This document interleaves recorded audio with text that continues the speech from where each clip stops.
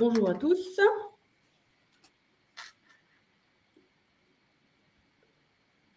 On se laisse juste quelques secondes avant de commencer.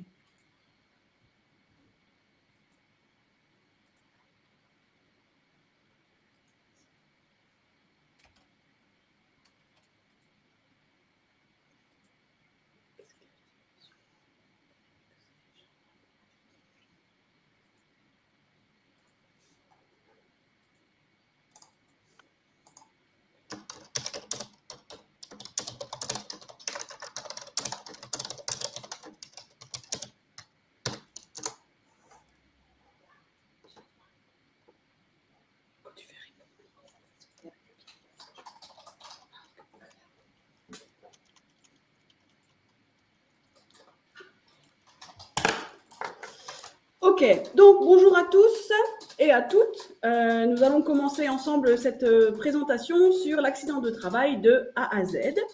Je suis accompagnée aujourd'hui de mes collègues alsaciens, donc Antonia Singer qui répondra à vos questions, de la caisse du 68 et Jean-Michel Paul de la caisse du 67. Et à la présentation, nous serons du coup co-animateurs avec Lionel Muller, également de la caisse primaire du 67. Moi, je suis de la caisse du 68. Au niveau du diaporama et du sommaire de cette petite conférence qui va durer 3 quarts d'heure, 1 heure, on va parler des obligations, de l'instruction des dossiers, de la clôture du sinistre. Lionel vous présentera quelques mises en situation et on terminera avec une rapide synthèse.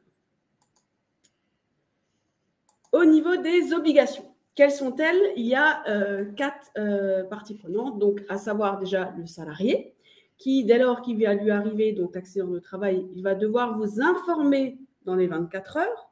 Voilà. Et en parallèle, très important, faire constater les lésions par un professionnel de santé, médecin ou éventuellement hôpital, pour la génération du certificat médical initial. Alors, petite précision, parce qu'on ne l'a pas marqué, si le délai d'information de votre part à nous est susceptible de sanction, celui du salarié envers vous, il n'y a pas de sanction prévue à ce jour. Lionel, parce que souvent on me pose cette question. Ensuite, en seconde partie, en tout cas, personne concernée, on a le médecin qui, lui, a aussi des obligations. Il va donc devoir établir, en premier lieu, un certificat médical initial, voilà, où il y a les dates de soins, la lésion, tout ça. Éventuellement, un certificat médical de prolongation si l'état de santé de l'assuré lié à l'accident de travail devait perdurer. Le certificat médical final, qui va statuer sur, en gros, la fin. On en parlera après sur la clôture du sinistre. Et éventuellement, un certificat médical de rechute lorsqu'il y a une nouvelle liaison qui se rapporte à un accident de travail antérieur. Et ce dernier, le médecin toujours, va devoir compléter la feuille d'accident de travail que l'assuré lui aura donnée, que vous lui aurez donnée. Mais on va en parler sur la diapo suivante. Puisque vous, en tant qu'employeur, vous avez 3 obligations. Nous déclarer à nous, caisse primaire, tout accident dont vous avez connaissance dans les 48 heures suivant la connaissance de l'accident.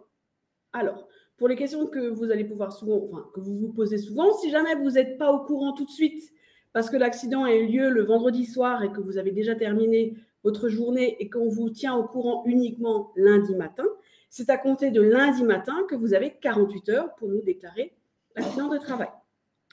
Quand vous allez télédéclarer l'accident de travail en ligne, il va y avoir du coup la feuille d'accident du travail au salarié qui va se générer automatiquement avec les infos dont on a besoin. Cette feuille-là, vous allez l'imprimer et la transmettre à votre assuré. Et évidemment, si l'assuré venait à être en arrêt de travail en rapport avec cet accident de travail, il faudra que vous nous transmettiez les éléments de salaire, donc à savoir un signalement DSN AT ou éventuellement maladie pour les IJ provisionnels. Et enfin, nous, caisse primaire, 4e partie prenante de tout ça, c'est nous qui avons également des obligations. On va devoir constituer un dossier et attribuer un numéro de sinistre. On va informer la CARSAT et l'inspection du travail. On va procéder aux investigations nécessaires. On va parler donc d'instruction, mais Lionel, on reviendra là-dessus après. On va respecter le contradictoire et en cas de reconnaissance de l'AT, on versera les indemnités journalières correspondantes à l'arrêt de travail prescrit médicalement.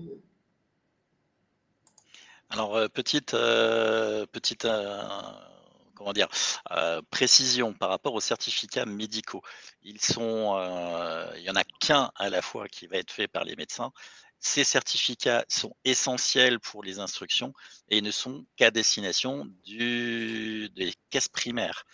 Ils sont nécessaires déjà pour débuter l'instruction, mais ça on va l'aborder dans quelques instants. Mais ils vont être analysés par les médecins conseils. Du coup, pour l'instruction,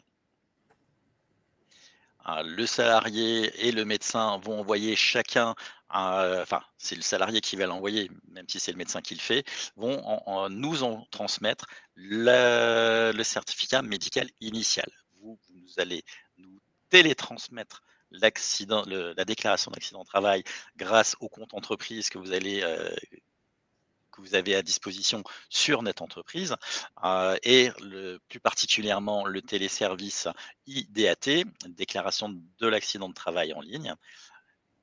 Une fois qu'on aura les deux éléments, votre élément de déclaration plus le certificat médical initial, nous allons démarrer l'instruction. Cette instruction ne va démarrer qu'à réception du deuxième document, donc dans l'ordre chronologique. Vous avez, à partir du moment où vous avez déclaré l'accident de travail, sur Net Entreprise, vous allez pouvoir ajouter des réserves grâce à, une fois que vous avez fait votre déclaration en ligne, vous avez ensuite en dessous un champ qui va être rempli automatiquement par toutes les déclarations éligibles à la réserve possible. Donc, vous allez cliquer sur la déclaration qui est éligible et vous allez pouvoir rajouter des pièces qui seront judicieuses pour l'instruction du dossier. Je rappelle qu'un courrier dans lequel vous indiquez qu'il semblerait que le salarié n'ait pas suivi les procédures de sécurité interne, ce n'est pas un document justifié. C'est un document qui ne va servir à rien. Par contre, si vous nous mettez que votre salarié s'est fait un accident, qu'il n'y a pas de témoin alors qu'il travaille en, en équipe, là, on est bien sur un document justifié. Et on y reviendra dans un chapitre un peu plus loin. Léa? Oui. Une fois que vous avez émis, enfin, si vous avez émis des réserves, nous sommes alors dans une procédure dite longue. Je vous rappelle qu'en risque professionnel, lorsque vous faites une déclaration datée, on a deux périodes qui vont être possibles. Une période rapide à 30 jours, c'est-à-dire que nous statuons sur la reconnaissance ou non de l'accident de travail sous 30 jours. C'est dans les cas simples où la réglementation est clair, l'accident est incontournable et du coup, ça nous permet d'établir l'avis favorable ou défavorable très rapidement. Par contre, lorsqu'il y a une investigation nécessaire, lorsque vous nous envoyez par exemple des pièces justifiées ou qui nous permet de douter de la véracité de l'accident de travail ou qui justement émet un doute entre le fait accidentel par exemple et les liaisons qui sont constatées par le médecin, on va se retrouver dans une procédure longue qui est, elle, à 90 jours. Dans cette phase plus longue, on a une phase dite contradictoire. Cette phase est de 10 jours, pendant laquelle tous les acteurs concernés par l'accident de travail vont pouvoir nous rajouter des éléments ou émettre des observations par rapport aux pièces qui ont été jointes au dossier. Cette phase contradictoire concerne vous en tant qu'employeur, mais également le salarié. Et dans cette phase, absolument toutes les pièces auront été transmises et par le salarié et par vous seront disponibles pour tout le monde. Donc faites bien attention lorsque vous émettez des réserves, sachez que votre salarié en prendra connaissance dans cette phase de contradictoire. Une fois cette période de 10 jours finie, on a une phase de consultation. Par contre, dans cette phase-là, vous ne pourrez plus rajouter des éléments. C'est une phase juste pour vous rappeler le dossier ou pour que vous puissiez prendre connaissance des éléments qui auront été ajoutés par on va dire, la partie adverse.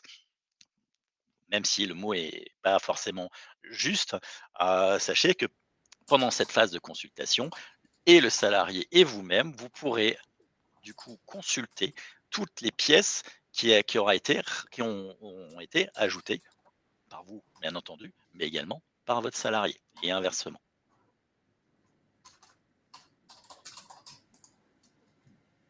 Bien.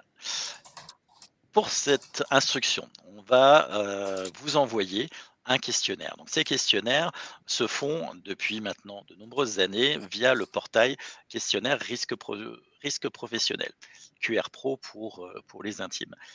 Ce portail, si vous en avez connaissance, vous avez déjà créé un compte et donc, du coup, vous réceptionnez un mail dans votre boîte mail vous disant qu'il y a un nouveau dossier à remplir.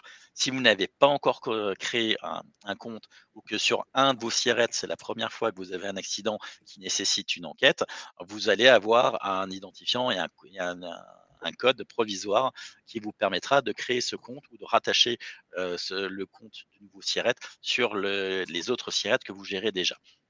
C'est un service qui est censé basculer sur Net Entreprise dans les mois, j'espère, à venir, puisqu'on ne va plus parler d'années. C'est un basculement qui est prévu, une intégration sur Net Entreprise qui est prévue de longue date. Donc, on espère que ce sera bientôt le cas. C'est ce portail qui va vous permettre de gérer l'ensemble des SIRET si vous en avez plusieurs et l'ensemble des accidents en cours ou archivés et consulter les pièces, d'avoir les informations pour la période de contradictoire et d'avoir donc aussi sur la fin de la période les consultations des pièces qui auront été rajoutées par votre salarié, par exemple. Sachez que ce portail est aussi accessible donc à votre salarié et aux témoins s'il y en a un.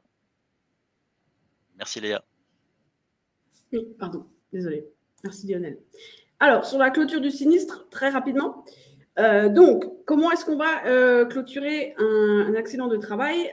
C'est par rapport au certificat médical final qui est délivré par le médecin et qui est transféré au service médical.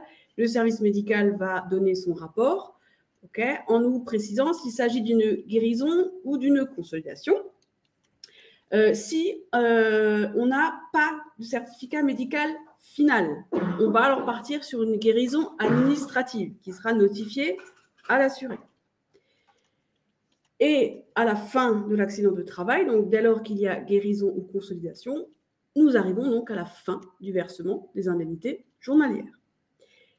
À l'issue de la reconnaissance de l'accident de travail, le compte ATMP est actualisé en fonction de toutes les données qui s'y reportent et vous pourrez du coup le consulter sur votre compte ATMP, toujours depuis Net Entreprise.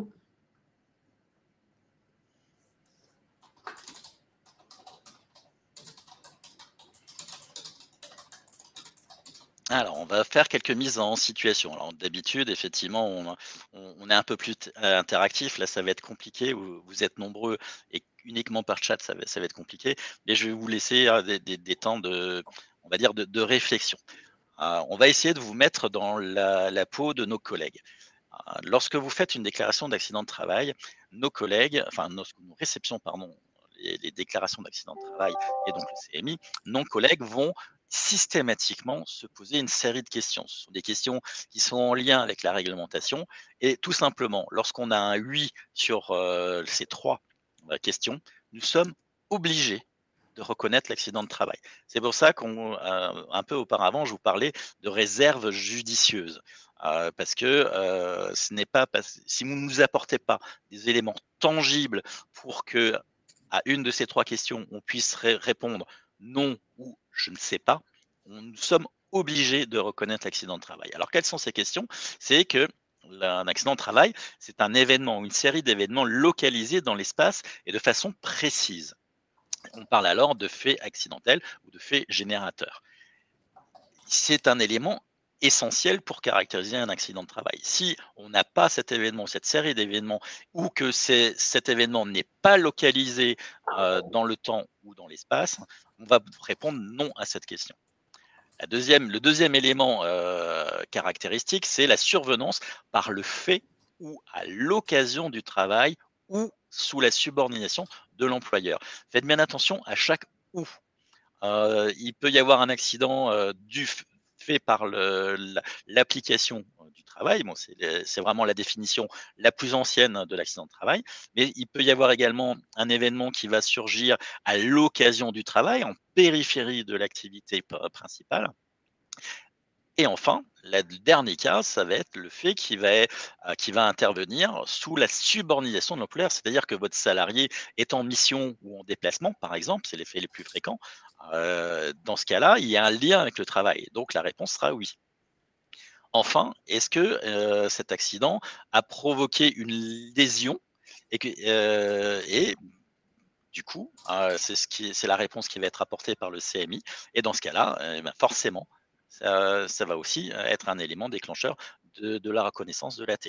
Attention, les liaisons peuvent être physiques ou psychiques.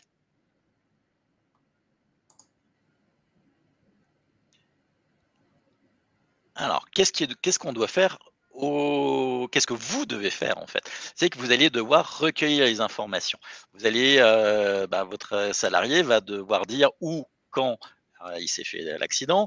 Vous allez le noter. Vous allez lui demander également s'il y a eu des témoins. C'était un élément absolument nécessaire ou plus qu'utile lorsqu'il travaille en équipe. Bien sûr, s'il n'y a pas eu de soins ou voilà, juste un sparadrap ou un temps de pause et du coup vous avez noté dans le registre, là encore, ces éléments vont vous être utiles. Vous allez pouvoir les reprendre lorsque vous allez faire une déclaration si cet accident bénin se transforme en accident du travail. Vous allez bien entendu remplir sur notre entreprise via le téléservice déclarer un accident de travail, toute la partie administrative et bien entendu toutes les informations nécessaires à reconnaître la liaison, etc. Ça va au bout de la procédure en ligne, vous allez vous retrouver avec un PDF d'une feuille d'accident de travail que vous allez pouvoir imprimer et donner à votre salarié s'il n'a pas été évacué par le SAMU ou par un autre service d'urgence. On a posé la question par écrit avant, effectivement, l'information que votre salarié a été emporté par une ambulance n'est plus une information pertinente pour l'instruction du dossier. Donc, sur le CERFA, final, il reste le champ, ce champ d'information, mais comme il n'est pas pertinent pour l'instruction du dossier, lorsque vous remplissez la déclaration en ligne, c'est une information que vous ne donnez pas. Vous avez peut-être remarqué, pour les plus anciens d'entre vous, que le téléservice a été grandement toiletté et qu'on n'est plus sur une déclaration nécessitant 15 à 20 minutes de remplissage fastidieux, mais qu'actuellement, une déclaration d'accident de travail, si on a tous les éléments, en tout cas les éléments essentiels, est fait en moins de 10 minutes. Lorsqu'on gagne ce type d'efficacité, on met forcément de côté certaines informations. Et enfin, vous avez la possibilité en fin de procédure, un lien qui va pouvoir éventuellement vous permettre de faire l'attestation de salaire en ligne, toujours sur notre entreprise, si vous ne faites pas un signalement DSN, ce qui reste quand même beaucoup plus intéressant pour vous, puisqu'un signalement DSN va nous rematérialiser deux attestations, une attestation au risque professionnel, mais également une attestation au risque maladie, si jamais on a besoin ou si l'assuré demande ou vous demandez le versement des indemnités journalières avant la fin de l'instruction. C'est le cas souvent lorsqu'on a plutôt un dossier complexe et qu'on est sur une procédure à 90 jours.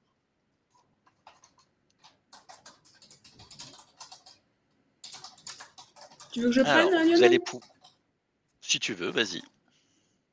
Comme ça, tu respires, enfin, tu fais... du coup, oui, rapidement. Dès lors que vous êtes sur le compte entreprise que Lionel vient de vous présenter, quand vous allez télédéclarer l'accident de travail, il va y avoir l'étape de la victime. Alors, il n'en résulte plus beaucoup du gros bug, si je puis m'exprimer ainsi, qu'il y avait depuis à peu près un an et demi. Ceci dit, il se peut quand même que quand vous allez inscrire le numéro de sécurité sociale avec la clé de votre assuré, avoir un petit message rouge qui vous dit que le numéro est inconnu. Voilà. Et il vous invite à nous contacter au 36 79. Donc, effectivement, il faut que vous contactiez la plateforme de la caisse primaire versant employeur au 36 79 pour demander expressément la mise à jour du dossier.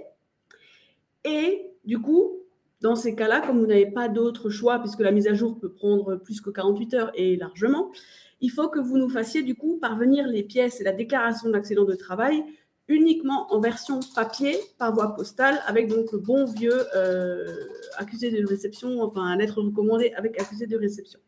Vous n'avez pas d'autre choix puisque vous n'aurez pas la possibilité d'aller aux étapes suivantes pour enregistrer et envoyer la télédéclaration. Mais comme dit, ce sont des cas quand même relativement à la marge. Mais ça arrive.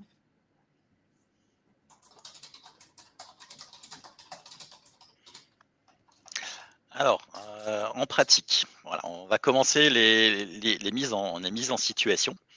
Le cas le plus simple, mais qui arrive encore.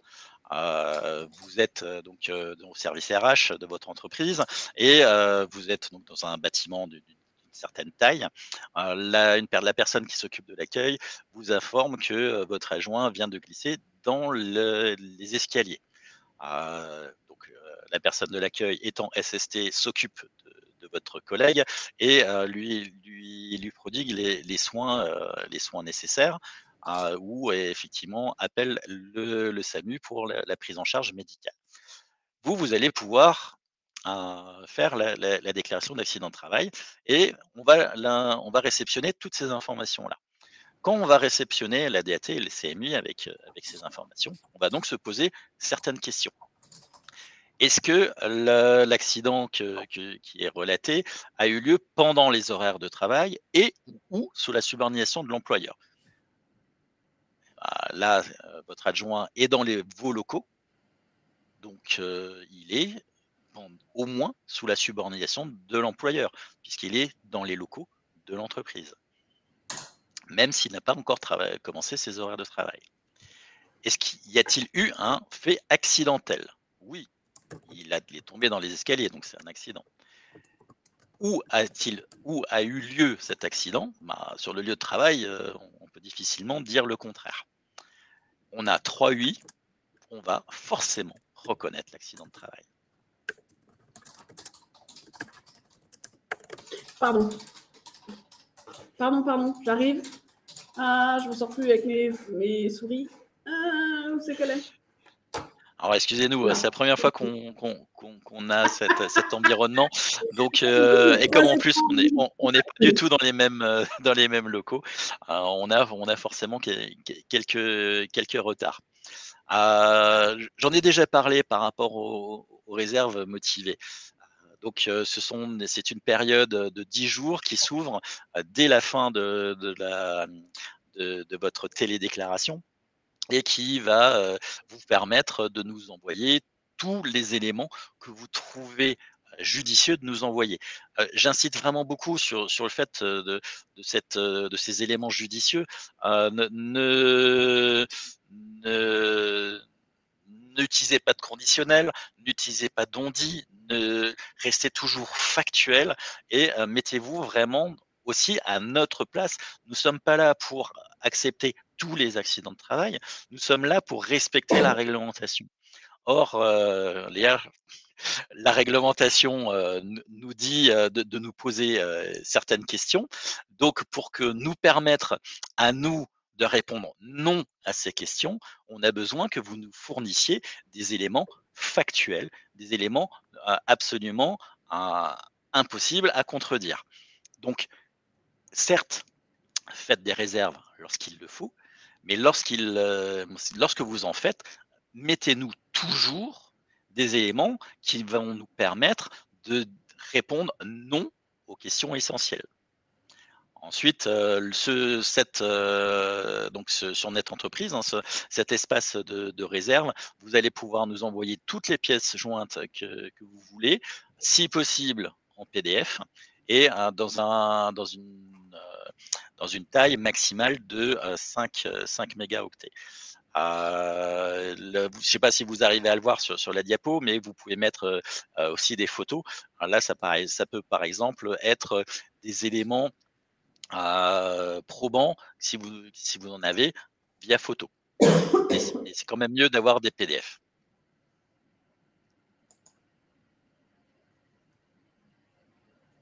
Tu veux que je prenne un peu à nouveau ou... Non, c'est Antonia qui pose une question. Avant de passer à l'accident de trajet, effectivement, il y a une question un peu compliquée. Si vous faites une DAT et alors,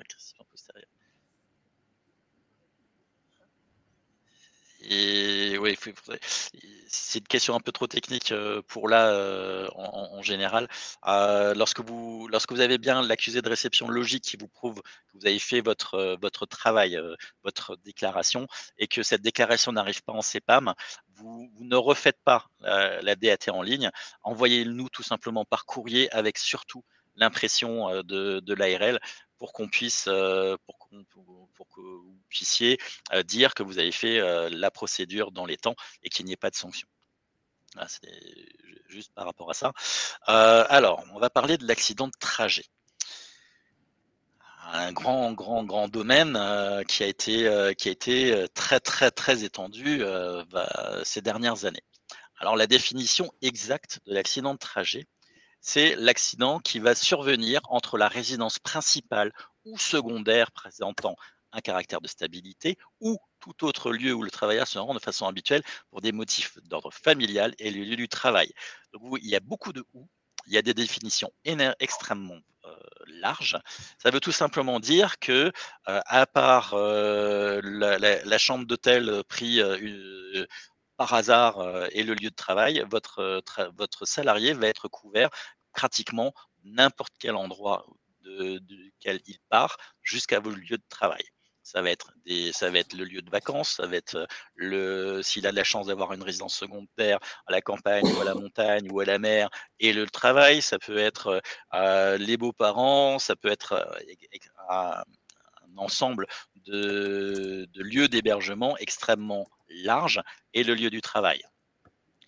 Cet accident de trajet se passera également entre le lieu de travail et le restaurant, la cantine ou d'une manière générale, le lieu où le travailleur prend habituellement ses repas. Là encore, on est sur une définition extrêmement large sur la pause médiane. Lorsque votre salarié se rend, euh, par exemple, 2 fois par an à un endroit pour prendre son déjeuner avant de revenir et qu'il a un accident sur ce trajet-là, ce sera un accident de trajet. À partir du moment où il y a une, une habitude, même très espacée, le trajet peut être validé. Enfin, la seule et unique, on va dire, exception possible, c'est si le parcours n'a pas été interrompu ou détourné par un motif dicté par un intérêt personnel et étranger, et c'est ça qui est important, aux nécessités essentielles de la vie courante ou indépendante de l'emploi. Donc si votre salarié emmène ses enfants le matin à l'école, chez la nourrice ou à la crèche avant de venir au travail, le trajet est détourné par des motifs essentiels à la vie courante, le trajet sera intégralement couvert. Par contre, si votre salarié se rend compte qu'il n'a plus de tabac et qu'il fait un détour par le tabac ou quelques autres lieux pour en chercher, le détour ne sera alors pas pris en charge puisque ce n'est pas essentiel à la vie courante. Voilà pour l'accident de trajet. Un petit focus sur le salarié intérimaire. On a là plusieurs intervenants et un intervenant supplémentaire qui est l'agence d'intérim. Vous allez bien entendu faire les premières démarches, c'est-à-dire recueillir les informations. Ces informations, vous allez les relever dans un document bien précis qui s'appelle une information préalable que vous allez devoir envoyer en recommandé avec accusé de réception. Et là, j'insiste, il n'y a pas de télédéclaration possible et ce n'est pas à vous de faire la déclaration datée, c'est à l'agence d'intérim de la faire. Et pour la faire, il faut les informations que vous seul détenez. Et ces informations, il va falloir vous les envoyer en recommandé avec accusé de réception.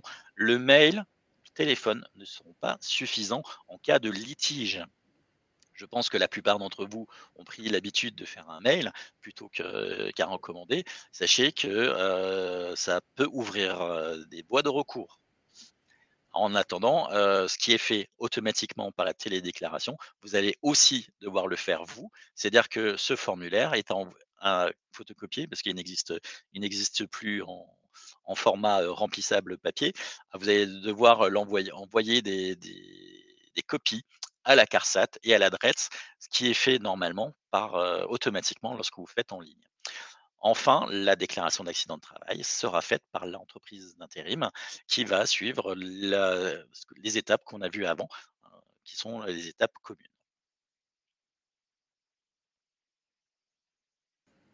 J'arrive. Tu veux que je le Je prenne? te le laisse si tu veux bien. Oui. Okay. Oui, comme ça tu reposes ta voix aussi un peu. Alors, quand il y a une rechute, accident de travail, bon, vous directement, en tant qu'employeur, vous n'avez strictement aucune démarche à faire particulière. Nous, on a par contre 60 jours pour établir le lien entre la rechute et la nouvelle liaison et l'accident de travail initial, à compter du coup du certificat médical. Hein. Donc, on va vérifier que la lésion de l'assuré à l'instant T est bien en lien avec l'accident de travail qui peut des fois, on a des cas, hein, de travail qui ont eu lieu en 99, 2005, tout ça. Mais c'est au médecin de conseil, de statuer. Donc, comme dit, nous, on va devoir émettre un accusé de réception de la demande à l'assuré. On va envoyer une nouvelle feuille de soins à la victime pour qu'il puisse, du coup, en cas de soins, consultation, médicaments, tout ça en rapport avec cette rechute, faire comme la feuille de soins initiale, les petites coches par les médecins. On va vous informer, en tout cas vous, si c'est l'accident de travail a eu lieu chez vous ou un employeur précédent, si l'accident, par exemple, a eu lieu en 99, voilà. Et de toute façon, comme dit, on va interroger le service médical puisqu'il n'y a que lui qui pourra nous dire si oui ou non la lésion au moment du certificat médical de rechute est bien en rapport avec l'accident de travail auquel ici rapporterait. Voilà.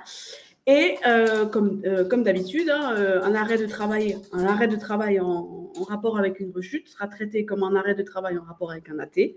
Donc vous, en tant qu'employeur, vous devez nous faire un signalement DSN en AT, puisque Lionel, je crois qu'il vous l'a dit avant, j'essaie de suivre un peu partout, je n'ai peut-être pas écouté au bon moment, le signalement DSN AT suffit puisque ça génère automatiquement une attestation de salaire au risque maladie qu'on utilisera pour le paiement des IJ au risque provisionnel. En attendant. Ok, et on termine avec une toute petite synthèse, hein, on ne va pas s'étaler dessus, de toute façon ce sera sur le support que vous aurez la possibilité de télécharger d'ici la semaine prochaine. Ça reprend les 3 grands documents principaux liés à l'instruction d'un accident de travail. Et du coup, la déclaration d'accident de travail, donc on reprend très rapidement, c'est à faire dans les 48 heures suivant la connaissance. Vous, à fond la démat, vous allez sur votre compte entreprise et vous établissez le document. À qui ça partira, c'est pas à vous de choisir, hein, c'est en fonction du numéro de sécurité sociale de l'assuré et à condition que ce dernier il soit affilié correctement à sa bonne caisse. Ce sera cette caisse-là qui recevra le document. Et du coup, à l'aide de ce document, on pourra reconnaître ou pas le caractère professionnel. Voilà. La feuille d'accident, on vous l'a dit avant, hein, très important, c'est pour la prise en charge à 100% des soins liés à l'AT. Voilà. Il faut que vous transmettiez à l'assuré au moment de la déclaration et qui se génère en automatique quand vous déclarez en ligne l'accident de travail. Et enfin, ça c'est très important également, en cas d'arrêt de travail, mais seulement 6 arrêts de travail, hein, il se peut très bien qu'il y ait des accidents de travail qui ne génèrent que des soins, mais s'il y a un arrêt de travail en rapport, il faudra que vous nous fassiez du coup l'attestation de salaire, privilégier le signalement DSN puisqu'il vous exempte de l'attestation maladie qu'on aura également, éventuellement, selon le cas, besoin pour le paiement des IJ provisionnels. Et tout pareil, hein, que ce soit DSN ou une attestation de salaire manuelle sur Net Entreprise, elle partira directement, j'espère que vous n'entendez pas ce bruit monstrueux dans l'ordinateur, partira directement à la CPAM d'affiliation de la victime. On en profite, invitez toujours vos assurés, enfin vos salariés, à toujours être à jour au niveau de la caisse primaire, tant sur l'affiliation, avec du coup l'adresse de résidence, tant par son régime que par ses coordonnées bancaires pour le versement des indemnités journalières ou des soins. Et du coup, cette attestation de salaire, on en a besoin pour le versement des indemnités journalières. Je ne vous apprends rien du tout. Et sur la dernière diapo, on vous a mis juste les petites coordonnées qui peuvent éventuellement vous intéresser au niveau de la CARSAT. Bon, ça se passe que pour... non, si c'est tout bon. Par rapport aux tarifications et prévention d'aide d'aide financière pour les risques pro. Hein, donc, ça, c'est adresse CARSAT. Quelques autres petites adresses. Et si vous avez envie de vous inscrire à nos webinaires, vous pouvez aussi en utilisant le QR code. Et pour rappel, hein, la plateforme de contact à privilégier, c'est le 36 79. On est en train de reprendre. Bon, Lionel, je ne sais pas ce que tu en penses. Oui, on peut essayer de prendre un peu le temps pour répondre à 2-3 questions, éventuellement à l'oral, si c'est plus... Oui, parce que Madame Plou demande s'il y a déclaration préalable et est à faire sous Net Entreprise. Non, il n'y a pas de connexion entre Net Entreprise et l'entreprise d'intérimaire. Vous devez forcément le faire par papier et du coup, en recommandé, comme dit, le problème du mail, même si c'est plus pratique ou plus rapide, ne vous permet pas de pouvoir justifier de l'envoi des informations et ni du délai dans lequel vous avez répondu ou envoyé ces informations à l'entreprise intérimaire qui a les mêmes délais que vous. Donc, si vous mettez une semaine à lui envoyer les informations alors que qu'elle a aussi, elle, 48 heures pour faire la déclaration d'accident de travail, vous mettez l'agence en défaut, en faute, alors que ce n'est pas du tout alors que ce n'est pas de sa faute. Donc, oui, faites bien attention à cette notion d'envoi rapide et en recommandé avec donc une opposibilité du délai. J'essaye aussi, pareil, de survoler les questions. Alors, Madame Oléron demande comment on fait s'il n'y a pas d'accès.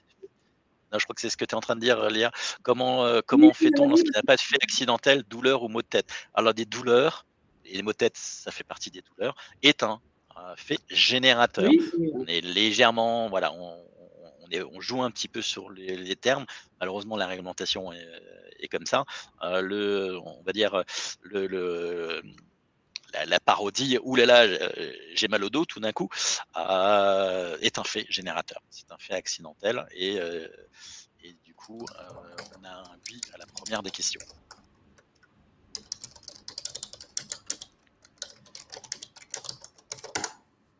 Je me suis permis de répondre à un. Comment fait-on pour émettre des réserves si on ne remet pas en cause l'accident de travail, mais les conséquences? Par exemple, un salarié qui est connu pour avoir des problèmes de dos, qui prétend sans témoin avoir eu un accident de travail et qui a arrêté plusieurs mois. Alors, vous ne pouvez, dans ce cas-là, vous ne pouvez pas en fait émettre de réserve par rapport aux conséquences de l'accident de travail. Seul le médecin conseil auprès de la caisse primaire va être en capacité de limiter les soins en rapport avec l'accident de travail. Nous-mêmes, nous n'avons aucune autorité en la matière. C'est le médecin conseil qui va ouvrir ou non l'ensemble des soins qui vont, d'après le dossier, d'après la situation médicale. Donc la limitation ne viendra que de lui et vous ne pourrez en aucun cas émettre des réserves. on est bien sur l'accident de travail. On n'est pas sur la maladie professionnelle et d'autres pathologies bien précises où là, effectivement, il est possible d'émettre des réserves, mais ça passe par des expertises médicales, pas par des réserves, on va dire, administratives ou de l'employeur. Par contre, vous avez mis dans la même phrase, vous parlez de 100 témoins. Là, on est bien sur une réserve, non pas sur les conséquences, ou les prises en charge médicales, on est sur le fait accidentel lui-même. Là, effectivement, on a besoin de savoir ce que, dans les faits, votre salarié a signalé avoir eu tout d'un coup mal au dos suite à une activité. Il travaille habituellement en équipe. Or, aucun notre collègue de la même équipe, dans le même créneau horaire, n'a vu de faux gestes, d'éléments qui pourraient être à l'origine de cette douleur. Et là, on a besoin de vous pour expliquer ces faits avérés et nous expliquer qu'il n'y a pas de témoin. Et du coup, nous fournir un témoin qui ne l'est pas. Du coup, on va pouvoir questionner ce témoin et qui va nous certifier du coup qu'il n'était pas témoin du fait générationnel et on va, dans certains cas bien précis, ne pas reconnaître l'accident de travail puisque le doute sur le fait générateur sont avérés. Merci Lionel pour tes Pour réponses. Monsieur Très Pratt, précises. J'essaie de répondre en même temps, mais Monsieur Pratt, dit que très bonne demande question. si la feuille AT doit être, remise obligatoirement. Oui, pour que le soin soit pris en charge tout de suite au risque AT, il est quand même préférable que la feuille de soin AT soit remise tout de suite. Vas-y Léa. Ouais, mais bon, la question qui finalement se rapproche un peu des autres, peut-on émettre une réserve pour un malaise en lien avec une grossesse? Mais comme ça reste un fait générateur en temps et en lieu du travail, donc Oui, par vous contre, pouvez dans ces cas-là, émettre le une réserve, médecin, mais c'est pas dit. le médecin conseil peut être amené à limiter dans le temps la prise en charge des soins. C'est-à-dire que l'AT peut être reconnu, mais le médecin va le clôturer en fait, va nous dire, votre salarié a accouché, donc la prise en charge des soins au risque AT, est finie. Madame Si une personne a Fortin, mal à l'épaule, vas-y, pardon. Madame Fortin nous dit: «Notre service de sécurité attend de voir si le salarié va voir son médecin avant de nous communiquer les éléments pour faire la DAT. Sinon l'AT est considéré comme bénin pour eux». Non, non, non. Alors déjà, c'est pas à votre service de sécurité, de prendre cette décision. C'est vous qui êtes responsable des actions ou enfin des accidents qui peuvent intervenir au sein de votre entreprise, pas à votre service de sécurité, hein. C'est peut-être un service ou c'est peut-être un prestataire, mais ce n'est pas de leur ressort. Il faut faire la déclaration d'accident de travail. Si le salarié va voir son médecin et que celui-ci dit qu'il n'y a rien, qu'il y a un peu de pommade et puis ça va disparaître tout seul, le médecin va peut-être ne pas faire de certificat médical initial et du coup, il n'y aura pas d'instruction d'accident de travail et du coup, il n'y aura pas de problème. Par contre, vous, oui, si vous ne tenez pas ce délai de 48 heures, vous pouvez être mis en cause par votre salarié et vous risquez pénalement ou même administrativement par rapport à l'accident de travail lui-même, vous risquez des sanctions. Donc, je vous conseille de revoir la procédure d'information et de peut-être remettre au point les responsabilités de chacun par rapport à votre service de sécurité.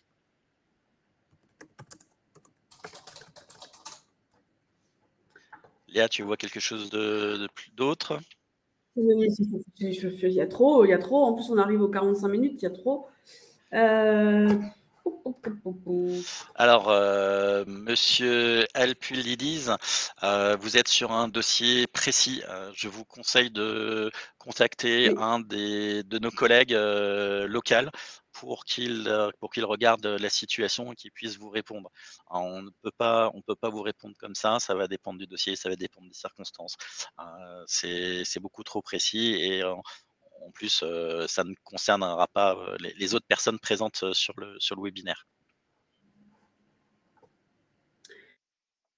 La petite question juste d'en bas, là, un salarié qui est en AT depuis pratiquement 1 an a tapé le pied dans une caisse vide. Nous sommes surpris de la durée de l'AT. Faut-il transmettre une demande auprès du médecin conseil?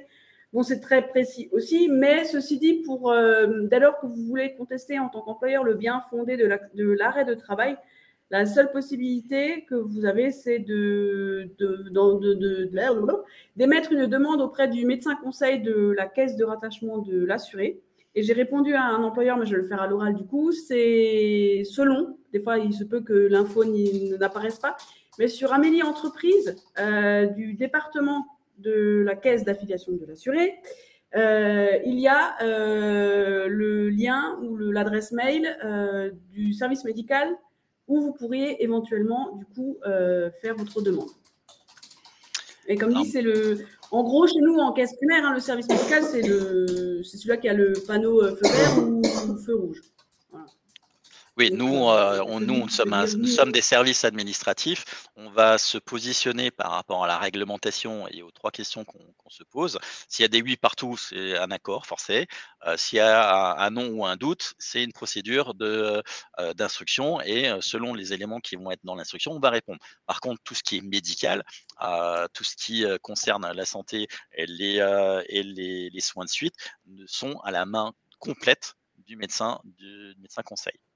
Alors, Madame Félisat demande ce que faire si le collègue ne souhaite pas être témoin même si c'est pour dire qu'ils n'ont pas été témoins. C'est bien dommage. Je peux pas vraiment répondre à cette question-là. Peut-être savoir pourquoi ils refusent de ne pas faire ce témoignage, essayer de trouver peut-être un autre collègue. Malheureusement, ça sort de notre champ de compétences.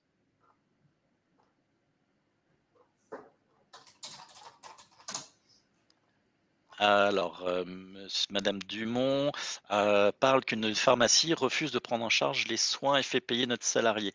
Alors, faites bien attention à certains éléments. La pharmacie, déjà, peut demander des frais à votre salarié en AT, puisque je rappelle que la prise en charge à 100% se fait se fait sur la base du tarif de responsabilité.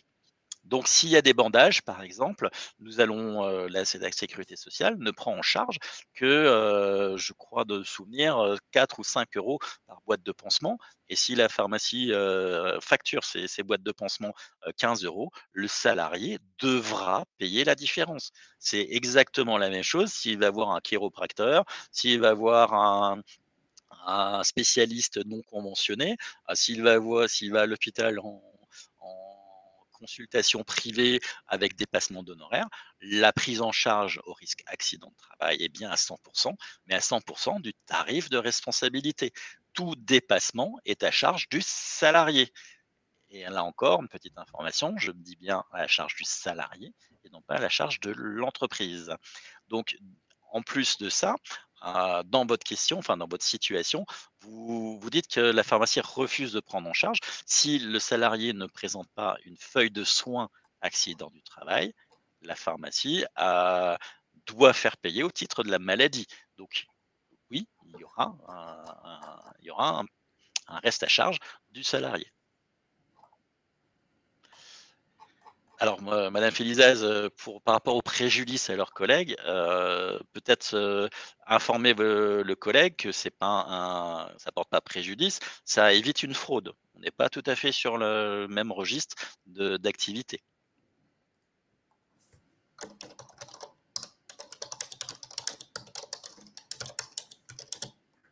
Léa? Oui, je réponds en même temps. Alors, si c'est Madame Fall par rapport à la visite de pré-retraite, c'est ça, c'est Madame Fall. Donc, je réponds que du coup, on est en décalage parce que c'est pas du tout le thème et qu'on ne maîtrise pas. Alors, donc, ça se calme. J'espère que on a répondu à beaucoup de questions. Alors, pour celles et ceux qui dépendent de la Caisse du Bas-Rhin ou la Caisse du Haut-Rhin, n'hésitez pas à nous recontacter. Vous avez également auprès des services, vous avez forcément un contact possible auprès de votre caisse gestionnaire de vos salariés. N'hésitez pas non plus à aller sur Amélie Entreprise, également à aller sur l'espace forum du site Amélie, puisque même si c'est que les assurés, enfin si c'est que là dans la partie assurée, il y a certainement des questions qui vous concerneront. Donc, n'hésitez pas à aller voir parce que c'est forcément des réponses certifiées par des collègues professionnels. Et vous avez également la CARSAT qui est de grand recours dans le risque professionnel, tant en prévention et pas seulement en tarification. Et accessoirement, nous avons nos webinaires réguliers que nous mettons à disposition de l'ensemble des visiteurs sur notre chaîne YouTube de la Caisse primaire du Bas-Rhin.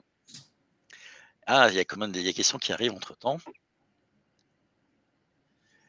Madame Lermier, je ne peux pas vous certifier le numéro du CERFA, mais si vous l'avez trouvé ou sur le site .gouv.fr ou sur le site amélie.fr, c'est forcément le bon, puisqu'il n'y en a pas 36. Madame Karine Yvetcoy, vous avez une question qui est extrêmement importante, puisque vous posez la question de savoir si un salarié en AT peut-il poursuivre une autre activité professionnelle à son compte.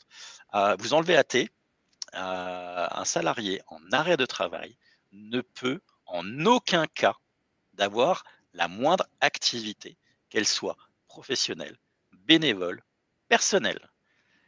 Un arrêt de travail est total, sauf si le médecin, dans le champ bien particulier qui s'appelle activité autorisée, seules ces activités autorisées spécifiquement et nominativement par le médecin sont autorisées. Et en aucun cas, une activité professionnelle n'est autorisée, quel que soit le type d'arrêt de travail.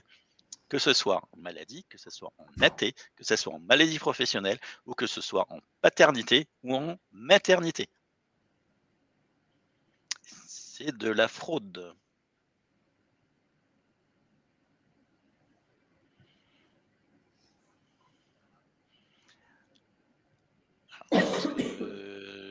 Du coup, oui, on peut s'arrêter là. Hein.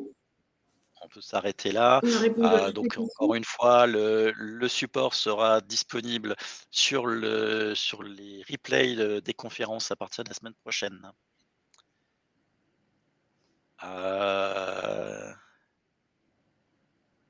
Monsieur Elpildis, c'est trop précis, il faut que vous voyez avec votre CEPAM gestionnaire. Oui. Madame Laporte, la visite de pré-reprise est conseillée et non obligatoire. Non, Madame question de Plou, nouveau. aucune activité extérieure personnelle ne peut être justifiée. Pour le salarié AT qui demande une rupture conventionnelle et qui est licencié pour inaptitude, est-il toujours indemnisé par la CEPAM si la France Travail? Non. Du moment qu'il est en arrêt de travail, il ne s'inscrit pas. Dès lors qu'il s'inscrit à France Travail, ça veut dire qu'il est apte à reprendre une activité salariée proposée par France Travail, par exemple. Et du coup, on interrompt le paiement, de toute façon. Les deux ne sont pas cumulables, jamais. Puisque, comme l'a dit Lionel, l'assuré qui est en arrêt de travail, que ce soit en rapport avec un AT ou une maladie, il est censé être inapte à toute activité, même repeindre des volets. Donc, ou passer la tondeuse, c'est interdit aussi. La tondeuse, voilà. Donc, non plus trouver du travail par Pôle emploi. Il faut qu'il soit apte à reprendre une activité s'il veut s'inscrire à Pôle emploi. Donc, non.